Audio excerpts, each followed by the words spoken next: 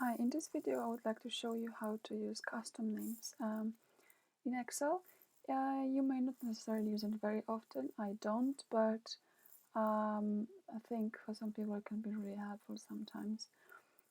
So here I've got a table, and now if I wanted to, for example, do a calculation and refer to those cells, I would usually refer to the cell address, which is C3 in this case, then C4, and so on. But let's say I don't want to do it. I can actually assign names to every single column of this table. So in order to do that, I'm going to select the table, and then here on the formulas bar, on the formulas tab on the ribbon, click create from selection. So you can see here a number of options, and the whole section is called define names. So if I click create from selection, now it's going to ask me what names I want to pick from here. Do I have my names in columns? Do I have my names in the first row, in the right column, and so on? So in this case, my names are in the first row. So top row, I'm going to leave checked, and I'm going to uncheck the rest. Click OK. And obviously nothing happens. The only thing that happened is that we now have names defined. So what it means now, if I actually start typing a formula, and if I just type P, I will see all the functions that I have available in Excel, obviously. But in addition to that, I will also see all my defined names. And as you can see here, the icon is a little bit different, and that basically means that this is a custom name. So if I continue typing, obviously I can just pick that name from here. Sorry, population. I'm gonna pick this one, and I don't need to refer exactly to the address. So I'm gonna type population. Say if I want to take times 0.5, and there you go. So what it did, basically calculated 50% of 472, giving 236.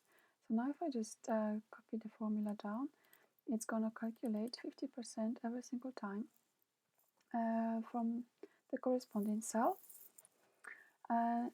So we used a range, a table.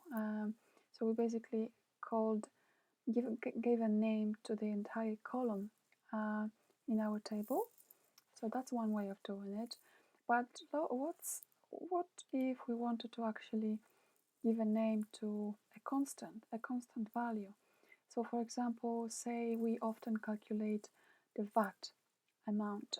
So let's say we have for every single customer, we have the amount spent, and that's not including VAT.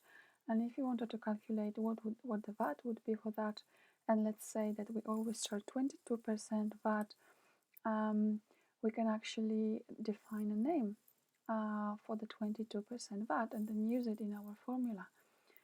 So in order to do that, I'm again going to here to this section, define names, click on define name, and then I'm going to type here, I'm going to give it a name, I'm going to say VAT, and then I can from here decide the scope. So do I want to use this name in the entire document or just this worksheet? I can put a comment here if I want to, and then here if I want a name to be referring to a place somewhere in my worksheet, I can do that, and I can type the reference here. But in this case, I don't want any reference. I don't want to refer to this cell. What I just want the value 0.22 here. So I'm giving a name VAT to value 0.22, which is 22%. And okay, as you can see, nothing happened when you look at it. But now when we start typing the formula, equals, and if I just type V, you can see here, VAT is there.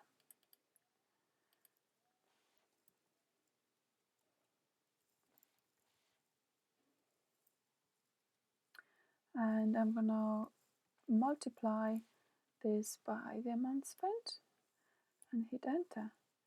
So that's 22% of 944. And you see, I didn't type 0.22. If I can prove it. Actually, this times 0.22 is exactly the same. I can copy those two just to make sure. You see, it's always the same. And now, obviously, I can keep creating more and more names, but how do I keep track of those names? Or what if I receive an email from someone else? And if I want to see what kind of names are included in the document, then we can obviously go to the name manager, and that gives us the whole list of names that have been given in this workbook. So do you remember we previously added we've added 3 columns: age group, internet penetration, population from sheet 1. Then obviously we have table 1 there as well, that was formatted as a table. That's something we can't modify, edit. And that's the last one that we added, which equals to 0.22. And that's it. And from here, obviously, you can delete any name, and you can edit them from here. And that's all about custom names. Thank you for watching.